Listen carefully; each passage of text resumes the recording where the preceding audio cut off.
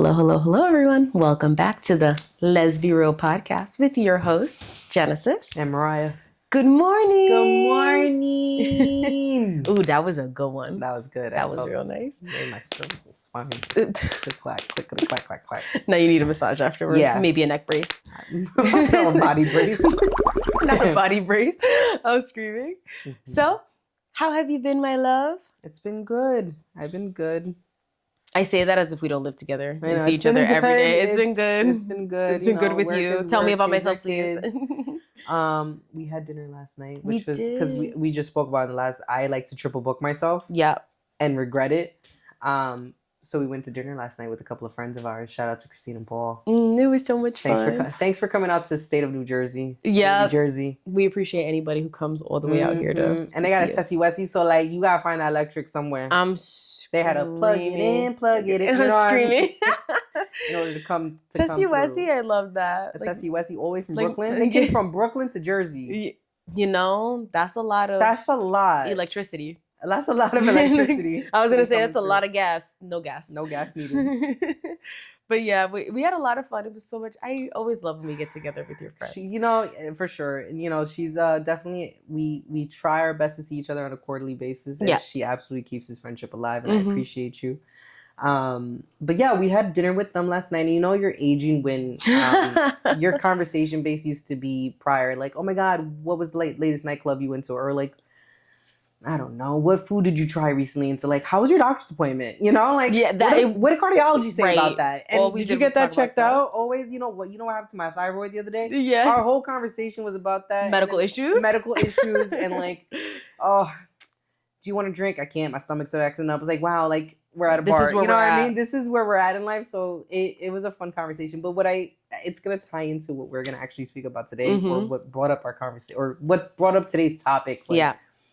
Seeing a couple like themselves and seeing like Christine help manage or even Paul, the both of them manage each other health-wise. Yeah. Was like an act of service. Yeah. It was like a love language. It's like how they love each other. Yeah, and how they love each other, and genuinely seeing that. And it wasn't like, no, you shouldn't eat that because you shouldn't eat that. It was like, no, you shouldn't eat that because of X, Y, and Z. Right. Let's think about the consequences. Not in a punitive way. Yeah. Yes, but not in a punitive way. It's very loving. Truly out of act of love and making sure you follow up with your doctor's appointments and stuff like that. It was actually, I was amazed to be able to appreciate that level of love. Yeah. And care in a couple, in a couple, like it was a really nice experience. To see that. It's true, because I feel like sometimes you see like we're out with couples and like someone says something to their friend and their girlfriend or boyfriend, and you're just like, wow. We've had a couple of instances where we've gone out with it. I'm doing it. We've gone out with a couple of friends of ours once or a few times, and particular people, and it'd be awkward enough where they're insulting their partner. Yeah. In front of us. I'm telling you, I've never witnessed something like that. I've never been in a situation like that. And it was heartbreaking to see. It was. And and even after going out with other couples and stuff like that, and like, or even another time recently, we had gone out and we saw another couple that we did not know, and she was ragging him the whole night. The whole night. Disrespectfully ragging him. Yeah. It was so that instance that I never, like, I felt so bad. And it was like we were having like a really good night. Like we were having a good night. And like this particular person was just hammering down on their partner. And I understand that me and you have a really good relationship and it's really unique in that way. But we can also joke around to a certain degree, but not disrespectful. It got to a point that I think everyone started to get uncomfortable. We had to walk ahead. Yeah. I think we're really good at saving conversations. For sure. The vibes and like, they feel uncomfortable, or he feels uncomfortable, or she feels uncomfortable. We could not nag on each other, but bring up a joke or something like that. Yeah. Right in the mood and show that there's a similarity, but there was no saving that. There was no saving that. It was that was crazy. Yeah. And it was real. And it was interesting to see someone completely miss the mark and not understand what their partner's needs were at that moment, because like the person could be talking about something really unrelated, and and their partner would just tie it back into the same note and hammer it down over and over. And it just got to the point where in my mind, I'm like, you just sound so bitter. It's like, what do we do? Like, stop. Like, because you sound like you're the problem. So then leave. Yeah. Or even our other couple and stuff like that. Like another couple friend that we know and like would sit there and be like, yeah, this is not attractive. And it's like, that's tough. That's tough to hear. Sitting, you and I having a conversation, we're at dinner, and you just tell me, yeah, I don't even think you're attractive. You're not cute. Like, but I think she is. That's crazy. That part. Yeah. That's crazy. And it's weird to be in these situations because in my mind, I'm just kind of like, this isn't normal. No, it's not. Like, it's okay to have discourse with your partner. I just don't think you should air that out in front of other people, especially when it comes to things like looks. You know what I mean? That particular situation, yes. The other, but also in front of randos, like you don't even know my last name. Correct. Yeah. So I know more about your man's and what he hasn't accomplished in the last 12 years. Correct. Wild, is crazy. Yeah, and I think that was weird about that particular night where that person was just hammering down on their partner because it was just like we had technically we just met these people. Like, we don't know who they are. No. Like, I couldn't tell you this person's name. Like, because granted, I also wanted to forget it because it was just so uncomfortable. It was so uncomfortable. But it just kept going throughout the night. And it was like, damn, girl, just leave. Because now he don't look stupid. You look stupid. You look dumb. Yeah. I mean, and he was like really nice. Like, you know what I mean? Like, I'm not saying they don't have their fault. He took it on the chin. He took it on the chin. He wasn't disrespectful. He never said anything. I would have just, I don't have words for it. I would have just, we out. We're leaving. Yeah, I would have left. I would like to be berated like that in front of people. No. Yeah, it was crazy. Like, it was to the point because my best friend was over. Like, we had a debrief in the car afterwards because we were like, what in the actual hell? Because no one was saying anything. We were like, this is... The thing is, it got to the point where I think everyone was staring at the girl and all of us were just like, stop.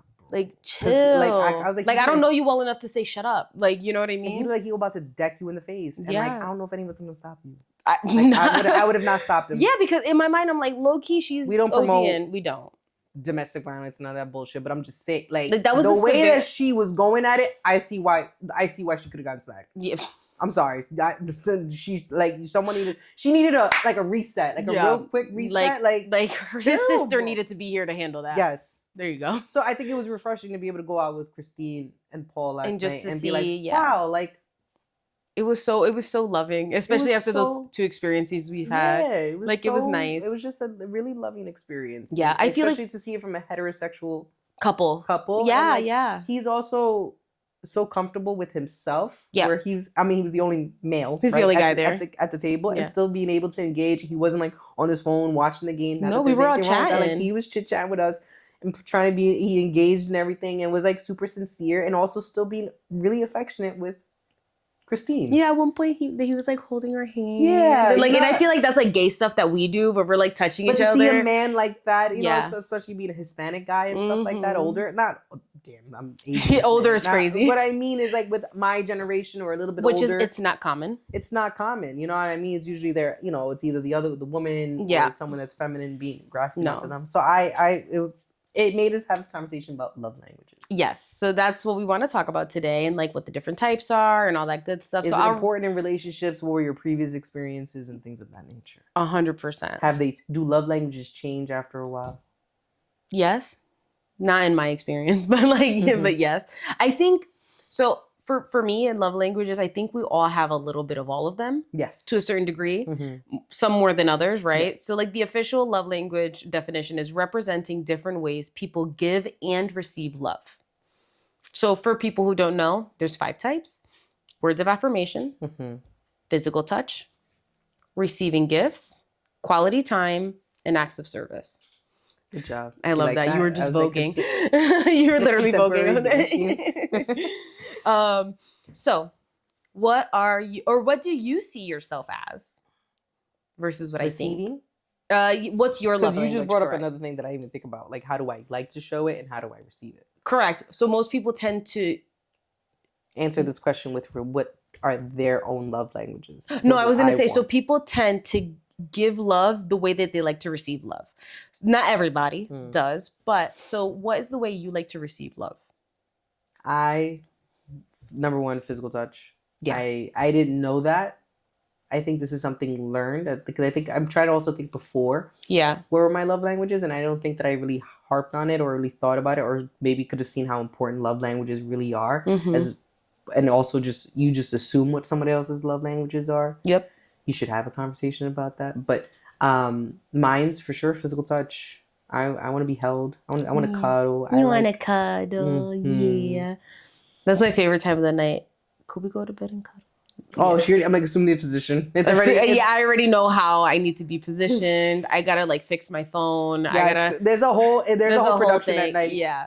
But I know exactly what to do. I get into the position. You come in and slide in like a puzzle piece. Yep. And it's like, chink. Yeah, literally. And like I before wasn't really big of a cuddler or anything like that. Which is crazy because you're such a cuddler. I think it takes time for, like I said, I think it was something new for me to figure out what love languages are and what are my own love languages. And I think I was also tiered to like, oh my God, it only has to be one way and that's it. This is the only way we show love. Yeah. But I'm a big physical touch. I don't know, makes me feel loved, seen, heard. Mm-hmm. Yeah. 100%. Safe. Yeah, for sure. I think how I see you, physical touch for sure, but I also think you like words of affirmation, even though you push it away a little bit. Yeah. I mean, that's also a deeper related issue. For sure. But I can agree that words of affirmation are something that I like to hear, but I'll never ask for. No, you won't ask for it. I won't ask for it because I don't. And then when I say it, you're like, oh. You're like, no, stop. Yeah, I don't know. For sure. But words of affirmation, for sure, it's a certain level of reassurance that I don't like to ask for. Yeah, which I think physical touch and words of affirmation can kind of go hand in hand. Yeah. Like in terms of like, if you're receiving physical touch, there'll be times where I'm also saying words of affirmation to kind of couple it all together. Because I know sometimes you do back away from it. But I also think it's like some people just don't like compliments. You know how like not some people aren't great at receiving compliments, right? Like they like them, but like they don't know how to accept the compliment and what someone's saying to them. So for me, what do you think mine is? Gifts. Receive. Oh wow, that's crazy. That was actually homophobic. A little bit. Gifts, physical touch, and words of affirmation. Ooh. I got 3. I would definitely say. I think words of affirmation top tier. You think so? Yes, because but I also see words of affirmation as reassurance. Oh, that's what I label words of affirmation. Okay. Because if I'm doing that, it reassures I'm attracted to. I do like you. I love you. True. Yeah. That's a good point. Right. That's how I. No, see you're right. You're right. No, for sure. I feel like a lot of people don't see it that way. I think people think words of affirmation is like tell me I'm beautiful, tell me I'm smart, tell me I'm doing a good job. But I don't think people see it from the other side where it's proving to you that I do love you, that I do feel this way. I don't think people see it that way. Interesting. Yeah. But I like your way better because I think that's true. You know what I mean? I would definitely say receiving gifts. Now, it's not because I want things, but I see it as I think a lot of people don't have to. I was like, a jug of water. My jug of water, my really big hydro jug. I love it. Please sponsor us. The way I rep this cup, and I tell everyone to buy this cup. But I see like gift giving as like to have money, you have to go to work. Yeah. Right. And like money is something that, especially in this day and age, like it could be scarce and it's really hard to make money and like especially what's going on now. Exactly. And like in my brain, I'm like, you worked approximately how many hours to purchase this? And then you chose to give it to me and it's not going to bother you. You're not expecting anything back out of it. Like, I think that's really, it means a lot. And I also think it has to do with the way I grew up, because while I grew up and I had everything I needed and everything I wanted truly, but like I did grow up on the lower end of the spectrum. We were definitely a lower income family that I think whenever someone gave me something, I'm like, you don't have to do this. Like, that's just where it comes from. It comes from a different place. Correct. Yeah. So it's not that. It's not like you're a brat and you want this. I want this, buy this. It's not. No, that's not what's happening at all, because that's wild. Like, I don't like to ask for stuff. No, yeah, 100%. People are like that, and I always thought it was like very weird. Like, even when like some friends are like, my boyfriend has to do X, Y, and Z, or if I'm gonna do this, I have to be taken out to dinner. And now, if that's your relationship and that works, Cool. That's so unattractive. And I've met people that are like that. Like I'm the wrong one. I ain't funding you. Yeah. Mm-hmm. I'm not here to fund you. Yeah, which is because it's, I don't know. Because then it's weird. Conditional. Like, yeah, it is a conditional. Very conditional relationship. Yeah, like, because if I don't provide this, then I won't have you, and I'm not. That's not. I don't think that's how it should work at all. Yeah, because I could be broke tomorrow. Right, and it can all go away. And now what? Yeah. Now you don't love me. Hello, that doesn't make any sense. No, but real. It's true, and like I've heard it, and like sometimes I'm like, wow, like it's just interesting to see how different relationships work and that different nuance. Because sometimes I'm just kind of like, I don't think I could ever look at you and be like, I'll do this one thing with your friends if you take me out to dinner and I have to go to the bar and I have to get a drink and blah, blah, blah, blah. Like in my mind, I'm like, what? Like I just can't, I can't fathom saying that to someone. Yeah, no. To me, that's really... That's aggressive. Yeah, it is aggressive. It's such a turn off. I know, right? Like just... Such a turn off.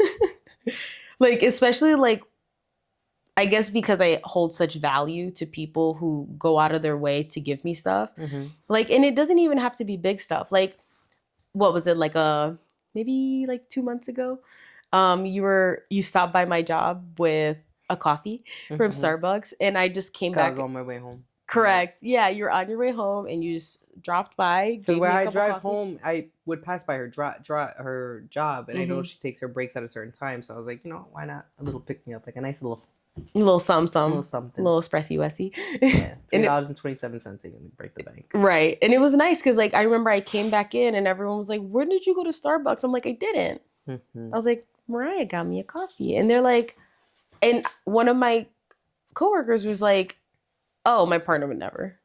And it's tough because in my mind, I'm like, well, maybe they do something in a different way. Like that. I mean, I'm always trying to see the bright side of things, but it kind of makes me sad because it's like, I don't want people to feel bad. Yeah. Because it's happening for me. You know what I mean? But I also think it's like, I think communication has a lot to do with it. And like, Mariah knows that these little things mean a lot to me, which is why Mariah is going out of their way to do it. Yeah. But maybe that person shows their love in a different way. And I feel like maybe sometimes don't realize that their partner is showing them love, which I think is a part of how do we receive love and how do we give love. Like, I think for me, your love language is physical touch. But I noticed that the way I try to show you love is through acts of service. Yeah. Like, I know that you like to walk into the bedroom and see the bed made. I don't like making the bed. I'm never going to like making the bed. I make the bed every day. Every day. I've actually gotten really good at it. It's just baseline now, right? But I know that you walking in from work after a long day, you see that bed made and it lowers your stress. I start off at the living room. Well, okay. Yeah, I wasn't going to go there, but yeah. No, even walking in home from work, I've had, like I said, this week's been a crazier week at work, but to be able to walk home and to smell a candle, to see everything put away and to see the kitchen clean, or to see that when I walk into the bedroom where I like that smell. It's like, I don't know, it's just this smell, and then see the bed made. It's just like, wow, like I'm a big believer, like coming home, your house shouldn't be chaos. It should be your place of rest. It should be your sanctuary. It should be somewhere where you can rest easy and not walk into chaos of just a mess and stuff like that. Because then it just carries on whatever stuff you had from the outside world in. And to be able to see a nice put together home, it's right. I'm grateful. It does. It puts me at ease. It, I think, takes a lot of the stress off when I come in, because, like I said, work can be stressful. Yeah. For both parties, and to be able to come home and see something like that, I'm very appreciative, because it's something you don't have to do. Yeah, I mean, you visually go when you walk inside. Yeah, it's like, nice to be able to take my bag off, shoes off, and put my chanclas on, and it just smells like I could just turn the TV on, and there's not like paper here, the blankets already put away. It's just. Yeah. Nice. Yeah, I try my best. Like, as soon as I know you're coming in, I'm like, okay, what's out of place? I fix the blankets. There's a blanket that I got you for, was it Valentine's Day? Valentine's Day. It's just pictures of us, so it's great. It's just us blown up everywhere. Huge. But I always fix that. And then I always pick which pictures I want to be shown. I fix our other blanket. Yeah, I do change it depending on what I want to look at. I actually have to update it because we gotta show, because one of the pictures is our hands, and you can see my promise ring. So now I have to get a blanket where you can see the engagement ring. So you guys know what I'm getting for Valentine's Day. Yes. Who said it was gonna be for Valentine's Day? You're right. You never know when it might come. Not for your birthday though. That's something different. But yeah, like I always like in my brain, I'm like, I know that this is what fills your cup. Yeah. And I'm like, and I just want to make sure that you're going to have a good experience. Cause I know like, you know, sometimes like we get on the phone after work and I'm like, it was a doozy today. And I can tell it was, and it has nothing to do with me. Like your demeanor is not as a result of anything that I did, but I know it's like work was hard. I mean, you do, you know, I work. You work. Don't undersell yourself or undercut yourself. No, you're doing a lot of work. It's also stressful. You're dealing with people's lives. That's not easy. I think people in the medical field like to be like, oh no, it's what, but it's not. Like there's a lot of rules, procedures, things that you have to do that you just have to do on the fly. And you're seeing sometimes, not all the time, but sometimes you're seeing traumatic stuff and you have to turn off your emotions. And like you're coming home, and while you think that you turned off those emotions, in reality, it weighs on you. I think the 1 hour drive home, I've noticed if I'm in silence, I do call you to tell you I'm on my way home. I call my mom and stuff like that. But like those last 30 minutes before I get home, it's just, I just drive. Like I just need to learn how to shut that off before coming home, because you don't want to bring that stuff home. Yeah. So I can appreciate driving home. I like to be in silence so that I could give you my full attention when I get home, because I know you miss me. I miss you. Oh my God. We can't afford this. No. We can't afford to replace that. Not yet. Good reframe.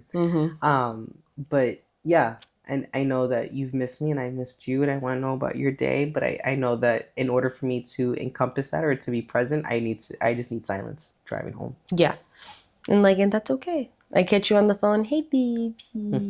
But you know what? You are really good at picking up the phone though.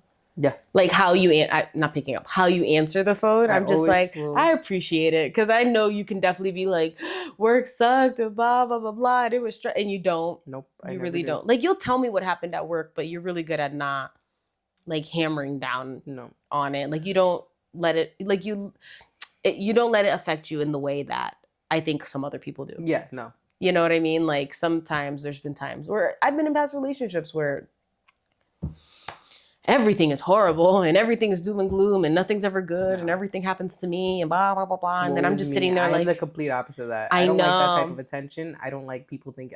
You don't want people to think you're having a problem. No. Yeah. I don't like that. And for me, I feel like it's attention seeking. It's a type of energy that I don't like to give, and I also don't need anybody feeling bad for me. Oh, is that a way where maybe people are seeking their love language in that way?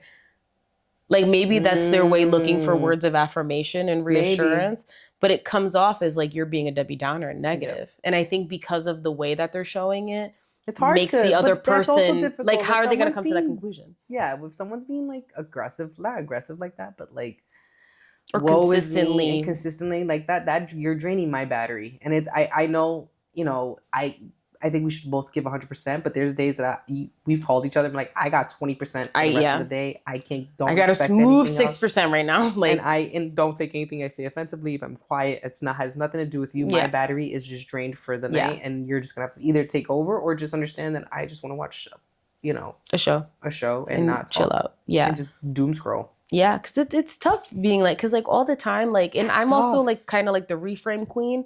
So like it even got to a point where they were like, well, the grass ain't always greener on the other side. And and jump off. And then I'll take you there. I'll take you to the bridge. As a matter of fact, I'm going to take you to the bridge. We don't condone. Yeah, because in my mind, I'm like, I'm not saying that, like, at least for me, I'm not saying that everything can have a reframe and that everything's going to be good. But it gets to a point where I'm like, everything is fucking horrible. Bad, yeah. Everything. Like, there's not one good thing you like, we got a job. Yeah, you know? Especially, it's like... Be thankful for little things. It was really tough because I remember, like, that being... like to that person, like a negative trait of mine was being overly positive. In my mind, I'm like, and I don't think you're overly positive. I think you're really good on the reframe, and it takes a certain level of, I don't want to say emotional intelligence, but like, or maturity, but to just drop what you're feeling and accept what you're saying and be like, that's also another way to look at it. 100%. I mean, because that's mostly what it is. I think that there are things that are worth being upset about. To me, those are words of affirmation. Yeah. I think a reframe. You see, and it's interesting because it was weaponized against me. So in my mind, I'm like, sometimes, you know, I find myself in a place where it's like, am I going to do something that's going to overstep? Because like I don't. On eggshells. Yeah, you're like walking on eggshells because it's like, I don't know. But now that I'm thinking about it, not that I'm giving this person excuses, fuck that. But, you know, it's like that's their way of looking for reassurance. But it's how you're communicating that you want you that. Need therapy. And then this it's true. It's true because I'm not saying I mean I wasn't always positive at all. I know that a lot of times that I could have not lashed out, but I think that there were a lot of times where something negative happens and occurs, and I will go off the deep end and I will continue. Like I'm really good at, if something is bad, it's because of me. I made the situation bad, so now I'm gonna double down and make it worse. Yeah. To prove everybody's point, you were right about me, even though that's not at all. Because you're self-sabotaging. Yeah. I'm really good at, or I used to be really, really good at self-sabotaging, and it spewed out to everybody else. Yeah. And that's not fair. Yeah, it's not. And I'm glad that it was something that you were able to identify. And I've seen in instances where, you know, there's been like a tough situation going on. I almost can see the triggers. And for me, I think you are so expressive, even though you're like, I don't like to show that I'm really upset about these things because I don't want to call attention to it. But I've noticed that you have very specific triggers. And like you can clearly see where they're starting to happen before you start to escalate, right? So it's like, I know I've noticed on my end, I'm like, hey, like we're good. Things are okay. I understand that this is where this is going, but sometimes we have to just like take a second. Speaking of taking a second, we are going to go on our first break and then we'll be back to talk about the love languages. We'll see you back. Bye.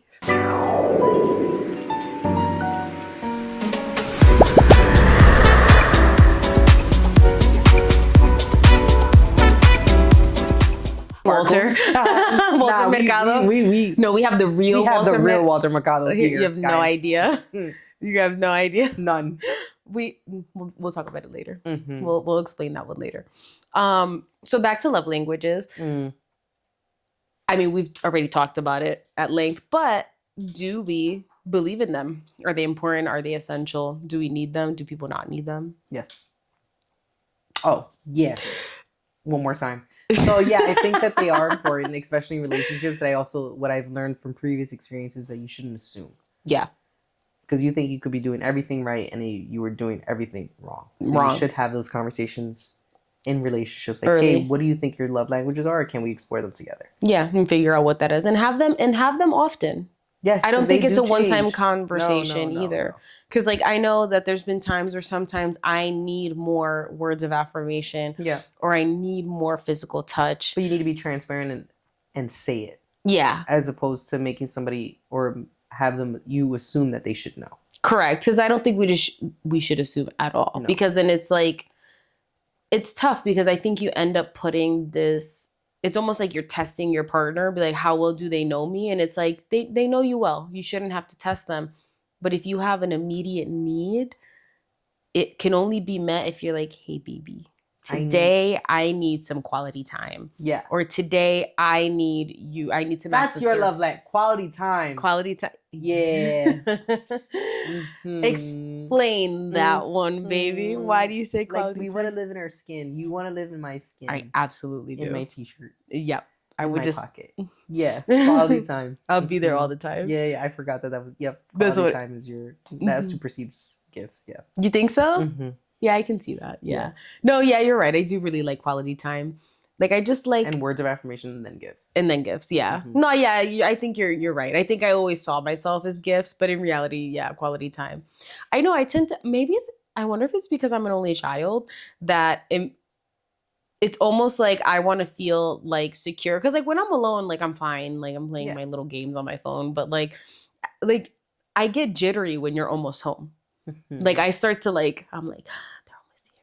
Like, you know, that's when I start cleaning everything. I'm like, okay, well, I want them to be happy when they walk in, and then they can sit down because they're not going to start cleaning stuff because everything is done. And you will do that. I'll come home And I'm like, salon, I'm now cleaning up things. Now, yes. And I'm like, no, sit down with me. I've waited all day for you to be back, So, I find myself getting so jittery. And it's interesting because it's like, people are always like, oh, the honeymoon phase eventually goes away, blah, blah, blah, blah. And in my mind, I'm like, when?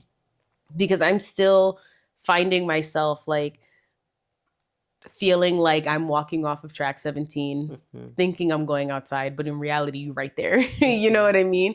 Like every single time I'm just like, oh, and I love how you smile at me when you see me, when you come home. I'm just like, you like me. I like you. You actually like me. I like you. It's so interesting. I'm just like, because I feel like there's been times where, because maybe this is it. I know there's been times in other relationships where I'm like, oh, hi. And they're like, sup. And it's happened to me on more than one occasion.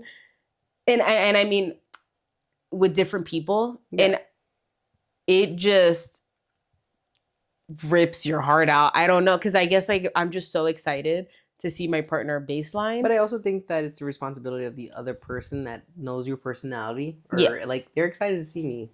Do you think that coming through the door with an attitude, even though you might have had a shit day, is going to be the best thing for them? Even though, they've been anticipating seeing you all day. Yeah. And this is not to negate my own feelings. So, I may not come in extra like, you know what I mean? But I'm still going to smile and give you the hug and the kiss and sit next to you and doom scroll. Yeah.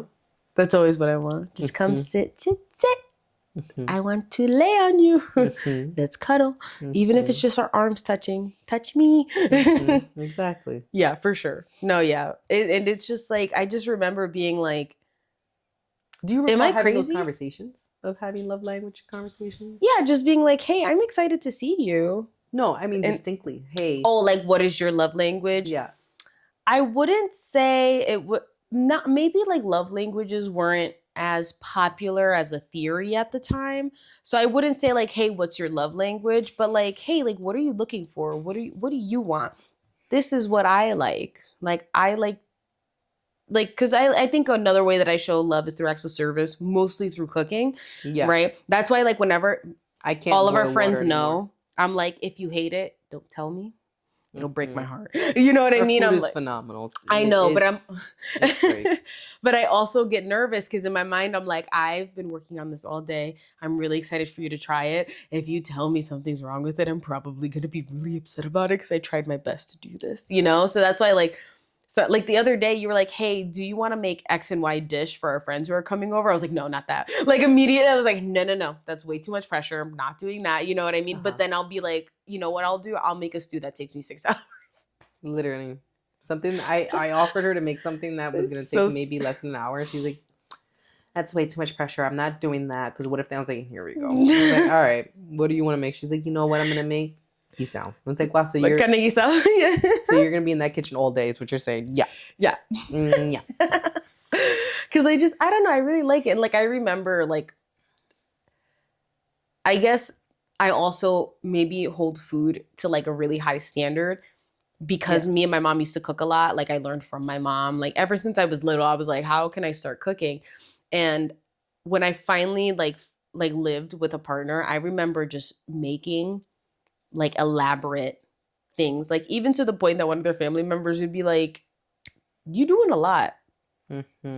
Like explicitly they were like, you don't just want to like pop something in the microwave. And I'm like, one, I wasn't raised like that, but I mean, I like this, and then I appreciate it. And I know that from this point forward, our house is going to be a house that everybody wants to eat food at. Like this. I'm like, nah, I don't want to go there because, like, you know what I mean? Like, I'm like, people with Tupperware gonna come. Yeah, like, bring your Tupperware, but don't OD because, like, that's my lunch. So. That's also my lunch, so relax. But like, I remember, like, they'll be like, "Wow, that looks really good," blah blah blah blah, and then I would sit down, serve it to my partner, and they would just start eating, and I'd be like, "Is it good?" And yeah, no. That's not me. Do you like it? And in my mind, I'm like, I spent probably 45 minutes on making this sauce. Like, I'm going to need a little bit more enthusiasm. And I entertain it. How did you make it? Not like I'm going to ever be able to replicate that. But like, so what'd you do differently? Was it the wooden spoon? Are you saying that because I just saw silicone spoon? Was it the way that you were able to scrape that? The fond? Mm-hmm. Is that what did it? So I got a Dutch oven recently because I started making sourdough. So ever since I got the Dutch oven, I've been making all my stews in there. But you can't use metal spatulas on a Dutch oven because you will take away the enamel that makes it non-stick. Mm-hmm. So I bought silicone spatulas with a wooden handle. Mm-hmm. But in the store, I was in between wooden and silicone, and I opted for silicone. And I was like, no, I need this because there was like a few spatulas that I needed. So that's... Let me tell you, the food is way different. It's so good. It was good. I actually make carne guisada, but I made it a little differently. Every time it's a little differently. Yeah. Every time. This is the conversation on our couch at the dining room table. Like, no, because I tried different things to see if it changes like the flavor profile. Mm-hmm. Mm-hmm. You see, there's like certain things that I'll like tell my mom about, and I'd be like, "So this time I did X, Y, and Z," and my mom's like, "Because of this and this," and I'm like, "Exactly." And I'm like, "Wow, an avocado." Thanks.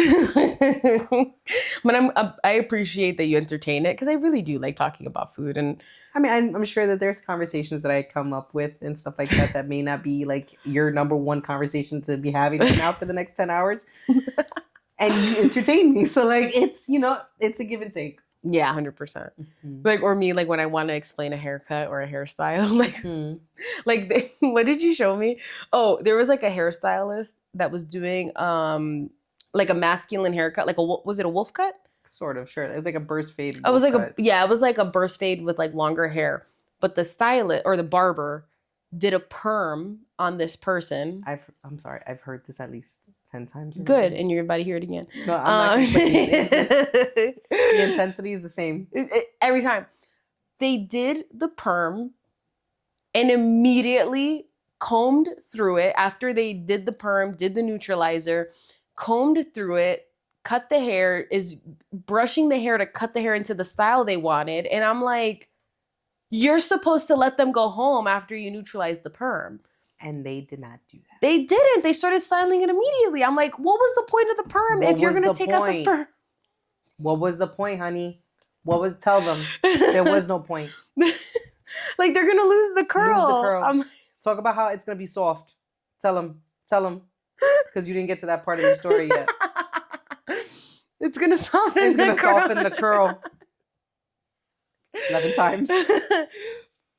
So maybe acts of service. Mariah entertaining me is also one of my languages. Have you ever had a love language that you couldn't cope with? Or not couldn't? Yours? No, not mine. Never. But like a love language that you're like, I can't give this to you. Or maybe I think it just didn't work out. Something in the last few years is something that I've learned to understand a bit more. Yeah, or to pay attention to. Yeah, pay attention to. I think my biggest thing is asking for clarification, because I think that you can be not blindsided, but also you thought you were doing everything right when in reality you did everything wrong. Mm-hmm. And I think that that's a lesson that I learned. So I think moving forward and like, okay, so what are love languages? Because I think when you're hit with that conversation, well, that's not even what I ever wanted. That's not what I meant. And it was like, wait, then what? Then I think, but then that also feeds into your like, well, or my own insecurity is like, well, then what do I do that's ever right? Or what, like, you know what I mean? You start sabotaging all the things and the memories and from everything. There. So that you question everything. Everything's a question because you just assumed, well, I thought that this was the right thing to do, and the whole time it was the complete opposite thing to do. Correct. And it's something that you thought was communicated. And I thought it was something that was communicated. And it's tough. Yeah. Communicated, but it was also an assumption. And I'll own that. I think that I just assumed because there was no complaints. Ooh, which is tough. There was no complaints. Yeah, which is kind of hard because it's like, it's just confirmation bias. If someone isn't complaining or if someone's not addressing that there's a problem, with the what else are you going to do? Being expressed? Correct. Yeah. So like, how are you supposed to know? It's like... So I think that's why I always ask. Yeah. I think that I've been very communicative with you. Like, hey, so Is this what you like? Is this what you don't like? I need confirmation. Yeah. Which I'm a very expressive person. Yes. I think it's very... Because you like to talk, and I like to talk too, but it's just not just the basis of talking. It's just, I want to make sure we're both on the same page. Yeah, no, I mean expressive about like things that I do like whenever, like do and don't like I feel like you can kind of see it all over my face where I'm just like, oh yes. You know, like for example, you placating me with talking about hair and cooking and and things. Because in my mind, I'm like, well, who else am I going to talk to about it? You're right. Other your partner, than my baby. Me. 100%. So do you think that love languages is something could make or break a relationship? What if it's a love language that they tell you, like, I need acts of service, and they're like, I don't know what that means? Or do you think that couples or someone that says acts of service, for example, and they're like, yeah, acts of service, like, well, I'm not keen to that, or I don't know what acts those are. Is that a sign that you should continue the relationship or end it because you're going to feel like the whole time you have to over explain it? Interesting. So I think that kind of boils on to just being incompatible. Because I think you're always able to... So do you think love languages have to be compatible? I think you have to be compatible with your partner's love language. Like, I think if you really love a person, you guys are always going to make it work. You're always going to try to do their love language, how they receive love, and vice versa. Yeah. I think if you find someone's love language to be an outrageous ask, there's a way bigger disconnect than a love language. Yeah. You know, because I think I think it's not impossible to do any of the love languages. Like, acts of service can be as simple as you're always going to you're going to leave your clothes in the bathroom and not putting in the hamper. And it's my routine in the morning, but I'm also very regimented. You are. I am very... I'm out of the house within 12, 13 minutes.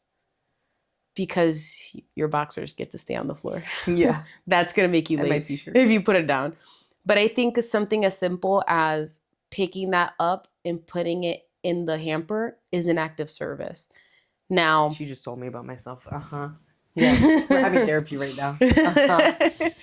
But in even like words of affirmation. You telling me you can't tell someone they're pretty? Or that they did a good job? Quality time. You can't just sit next to your partner. You can tell when it's fake. Well, but that's my thing, though. That's what I'm trying to say, is that all of the acts of service are extremely attainable.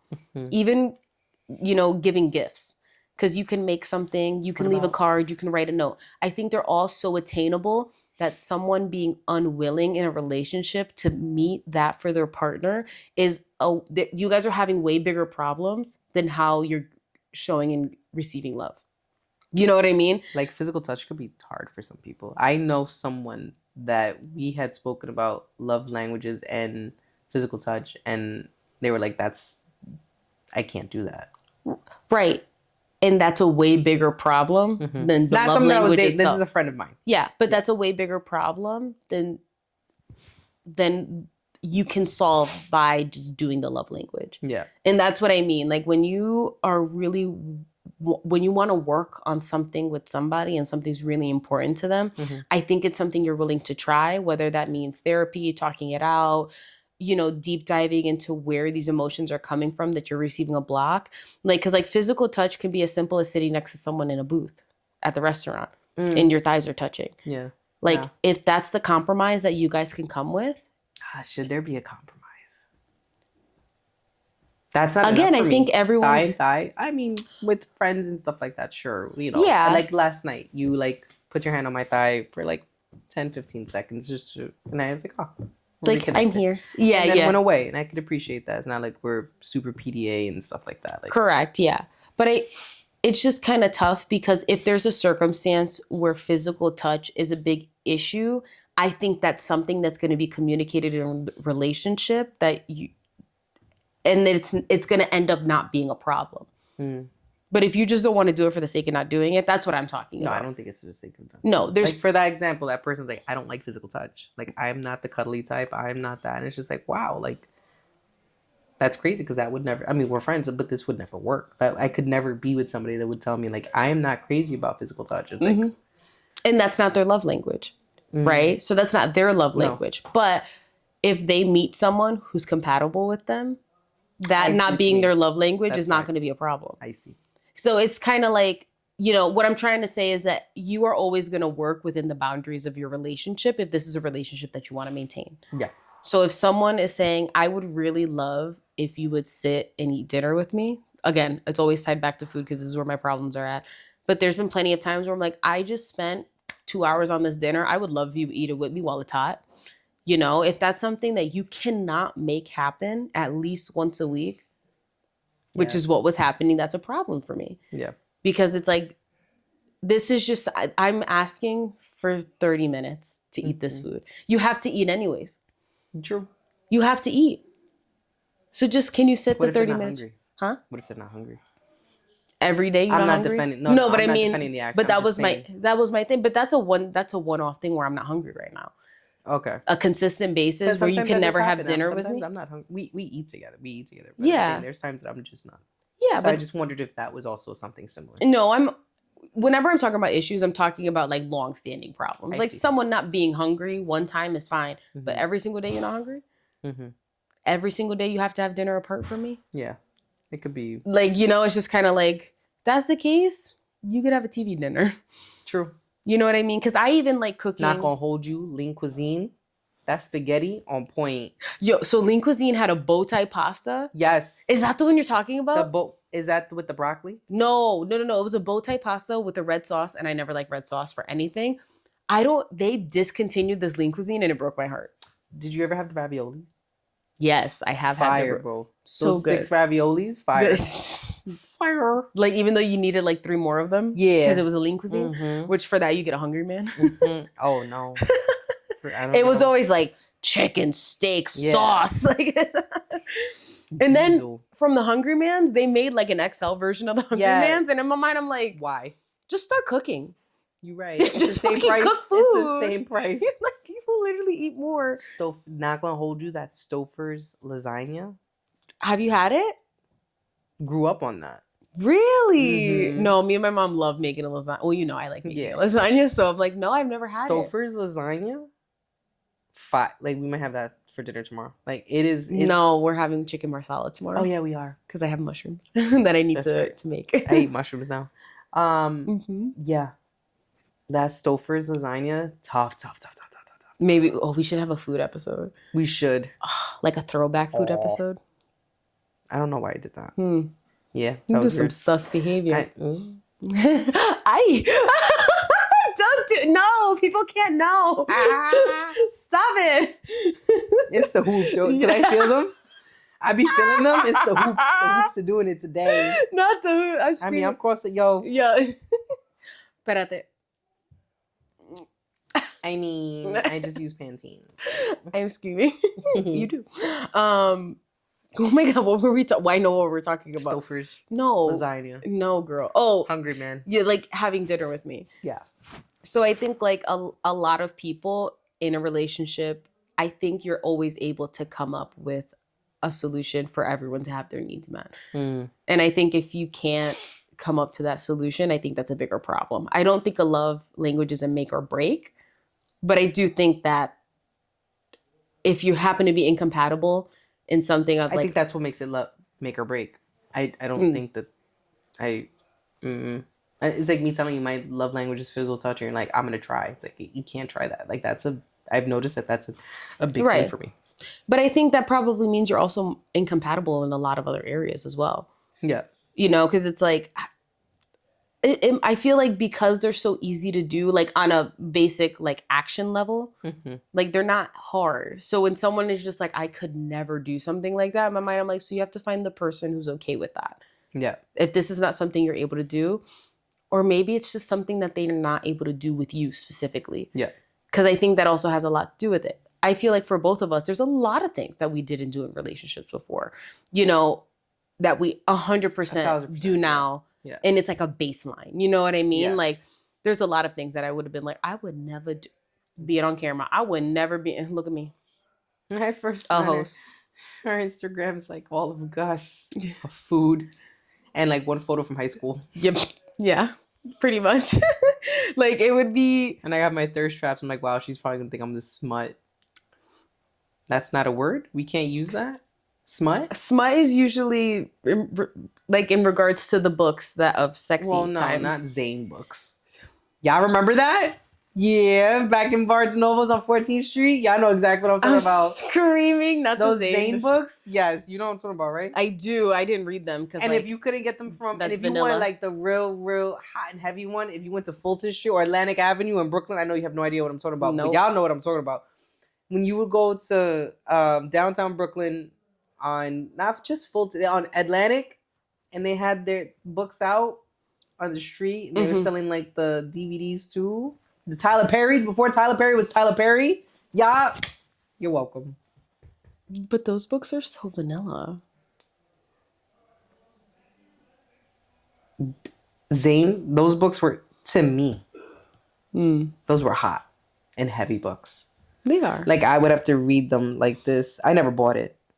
I'm screaming. I would be the person in Barnes & Noble's just reading them. Reading a section. Like, all right, I read chapter 2, so tomorrow I'll read chapter 3. I'm screaming. No way.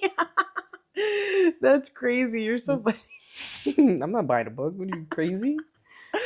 That one my Best Buy paycheck. No. What are you talking about? The girls know. Back in the day, it was Wattpad where we were getting those stories from. And I know you don't know what that is. But the girls who know. Yep, W-A-T-T-P-A-D. You don't even spell it because the way that my dyslexia is set up, it's all I hear is wop, wop, wop. Wop. Like Cardi B's popping up from my head for some reason. So Wattpad is where you were able to get people would no. It was a website where people would write books. Tumblr? Is it like Tumblr? Remember Tumblr? Mm-mm. It was just a forum where people. You do know like, Tumblr.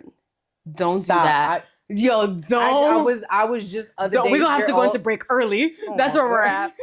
That's where we're at right now. What do you mean you remember Tumblr? You had Mi Gente? No, I did not. You see? Yeah, but like, okay. You know Skonex? No. That was a hard one. Skonex. Mm-mm. No, I don't think I had this in Waterbury. Local hookups with the Z? No. Y'all remember that?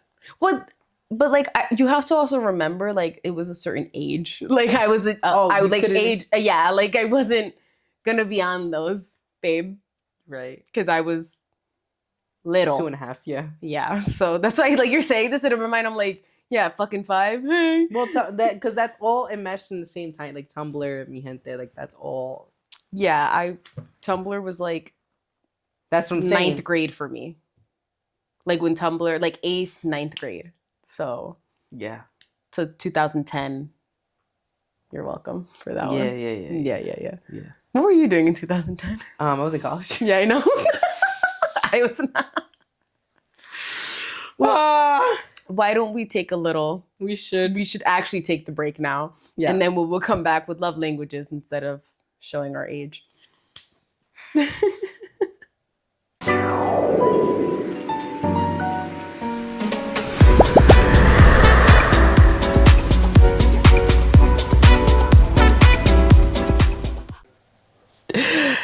Are love languages important?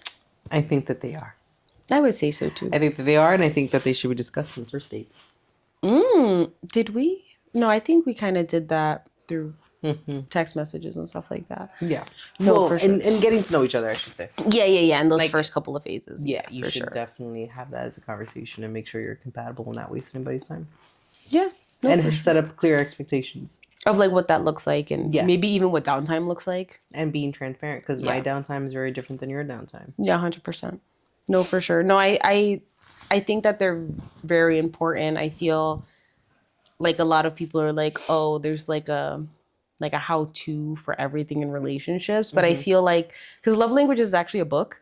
Yeah. And I think like a lot of people don't think that they're that important, but like I feel like it could be like a make or break for someone in their relationship, truthfully. Like I think they're really worth exploring and trying to figure that out. Like I know some people are like hee hee ha ha about them, but like Like, let's be real. I feel like we do that in regular conversation. And like, in my mind, I'm like, well, let's be real. And then I'm like, this is literally why we named it this. I feel like a lot of people, I think, could deepen their relationships if they would just kind of open up to each other a little bit more. For sure. And like, let's get to know each other on that type of level. Cause like, we're not here to fucking mess around and play games. No. It's cuddle time. Cuddle me. No. Right now. Assume please and thank you. So, what are we doing tonight, my love? What's for the rest of the day? I think we're doing dinner. We are having din din tonight. We're having din din tonight, and we're gonna finish watching all of our true crime. Yeah, all of the true crime. Hopefully, it will be done this time. It will. Yeah. We have like one episode of each, I think, left. Yeah, I think we have 30 minutes. Does it come out next week? So no, maybe we won't be done. Well, actually, no. By the time it gets posted, it'll be done by the time this gets posted. But like, yeah. But you know what we really need? I want to watch The Bear. We have to watch The Bear. Like, I want to like. But I really want to catch up on One Piece. Okay, so how do we dedicate that? I think that I need to watch it when you're not around. So what about tomorrow? And during the daytime, while I do stuff on my computer, because you're gonna be more invested in that. I have things to do for work. No. It's stuff for both of us. I can put it on in the background because some of the episodes I watched, but I kind of don't remember because it's been a little bit. So like the ones that I'm like, I'm pretty sure I haven't seen this yet. And then once I realize, oh, this is getting to stuff I actually need to pay attention to, then I can be like, I'll pause this. Okay. Does that sound like a plan? That sounds like a plan. All right. Well, it's been real, everyone. Super real. Everyone have a great one. Bye. Bye.